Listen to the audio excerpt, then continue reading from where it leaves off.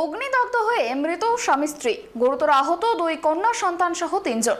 ঘটনা বাঁকুড়া শহরের ৬ নম্বর ওয়ার্ডের লালবাজার মাঝিপাড়া। আগুন লাগার খবর পাওয়ার পরেই ঘটনাস্থলে ছুটে যায় পুলিশ ও দমকল বাহিনী। যদিও আগুন লাগার কারণ এখনো স্পষ্ট নয়। এ বিষয় নিয়ে আমরা কথা বলে আমাদের সঙ্গে টেলিফোন লাইনে রয়েছে প্রতিনিধি সঞ্জীব। বাঁকুড়ায় অগ্নিদগ্ধ হয়ে মৃত্যু হয়েছে স্বামী স্ত্রীর এবং গুরুতর আহত অবস্থায় হাসপাতালে চিকিৎসাধীন দুই কন্যা সন্তান সহ আরো ৩ জন। ঠিক কিভাবে এই আগুন লাগার ঘটনা ঘটলো বলে জানা যাচ্ছে? দেখো সুপর্ণা, একেবারেই এই মর্মান্তিক যে দুর্ঘটনা, সেই দুর্ঘটনাটি ঘটেছে বাঁকুড়া পৌরসভার ৬ নম্বর ওয়ার্ডের মাঝিপাড়া এলাকায়।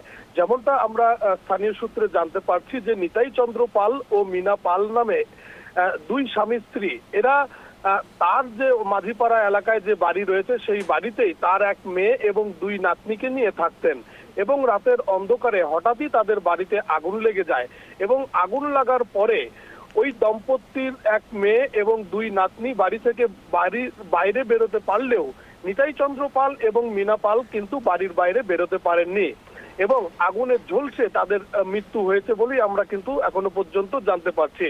এবং এই ঘটনাকে কেন্দ্র করে এলাকায় শোকের ছায়া নেমে আসে। খবর পেয়ে তড়িঘড়ি ঘটনাস্থলে পৌঁছায় বাঁকুড়া সদর থানার পুলিশ এবং দমকল, এবং তাদেরকে উদ্ধার করে যখন বাঁকুড়া সম্মিলনী মেডিকেল কলেজ ও হাসপাতালে নিয়ে যাওয়া হয় সেই সময় কিন্তু তাদেরকে কর্তব্যরত চিকিৎসকরা নিতাই চন্দ্র পাল ও মিনা পালকে মৃত বলে ঘোষণা করে এবং ওই দম্পতির যে এক মেয়ে এবং দুই নাতনি রয়েছে এই মুহূর্তে তারা বাঁকুড়া সম্মিলনী মেডিকেল কলেজ ও হাসপাতালে চিকিৎসাধীন রয়েছে। তবে কিভাবে ওই দম্পতির বাড়িতে আগুন লাগলো তা কিন্তু স্পষ্ট নয়। স্থানীয়রা যেমনটা জানাচ্ছেন যে তারা যখন রাতে ঘুমিয়েছিলেন তখন তাদের কানে হঠাৎ একটি বিকট আওয়াজ আসে এবং তারপরেই তারা যখন বাড়ির বাইরে বেরিয়ে আসে তখন দেখে পাল দম্পতির বাড়িতে আগুন লেগেছে। তারা প্রথমে সেই আগুন নেভানোর কাজে হাত লাগায়, পরে দমকল এসে আগুন নিয়ন্ত্রণে আনে। তবে দেখো কিভাবে আগুন লেগেছে এখনো পর্যন্ত স্পষ্ট নয়। তবে আরো একটি বিষয় জানতে চাইবো, যারা হাসপাতালে চিকিৎসাধীন রয়েছে তাদের অবস্থা এই মুহূর্তে কেমন রয়েছে? এখনো পর্যন্ত তাদের অবস্থা স্থিতিশীল রয়েছে, আশঙ্কাজনক পরিস্থিতি নেই। তবে দমকল এবং বাঁকুড়া সদর থানার পুলিশ তারা আলাদা আলাদা ভাবে এই আগুন লাগার ঘটনার পুরো তদন্ত শুরু করেছে। বেশ, অনেক ধন্যবাদ আমাদের সঙ্গে থাকার জন্য।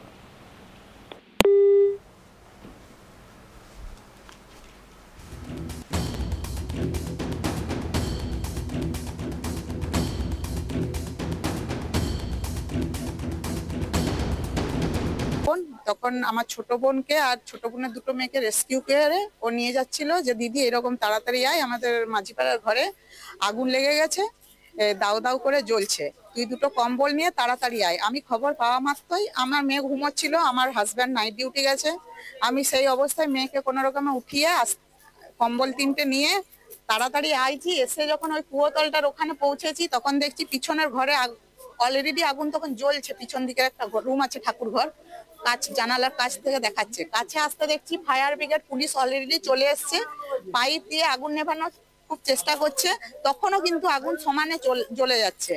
এখন আপাতত খবর আসছে আমাদের বোন দুটো বাচ্চা এখন খুব ক্রিটিক্যাল অবস্থায়, ওদের বিবেকানন্দ হসপিটালে ভর্তি করার জন্য নিয়ে যাওয়া হবে।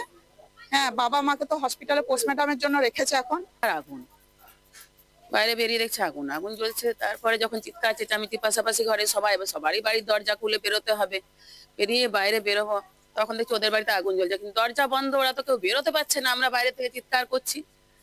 তারপর দেখছি অনেকে এই পাশ থেকে ছুটে আসছে, ওদের বাচ্চা মেয়ে দুটো ছিল, একজন 11-এ পড়ে আর একজন বোধহয় 7-8-এ পড়বে।